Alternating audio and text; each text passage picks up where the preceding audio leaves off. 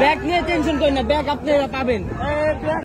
মাদারীপুর জেলার টেকেরহাট স্টেশনের পরবর্তী স্টেশন ছাগলছিড়ায় আকস্মিকভাবে দূরপাল্লার বাস উল্টে পড়ে একটি বিলের মধ্যে এবং ঘটনাস্থলেই 3 জনের মৃতদেহ পাওয়া যায় এবং বেশ কয়েকজন আহত হয় এবং হতাহত হয়। এখন পর্যন্ত স্থানীয় লোকজন এই জায়গাটিতে উদ্ধার কাজ চালিয়ে যাচ্ছেন।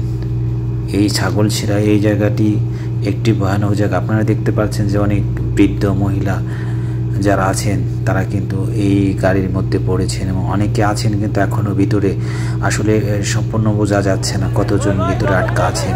দর্শক, মাদারীপুর টেকেরহাট থেকে আমাদের কাছে এই ছিল। পরবর্তী সংবাদ তথ্য পেতে আমাদের সঙ্গে যুক্ত থাকুন এবং পরবর্তী নিউজ আপনাদেরকে জানিয়ে দেওয়া হবে। ততক্ষণ ভালো থাকুন, সুস্থ থাকুন, ধন্যবাদ।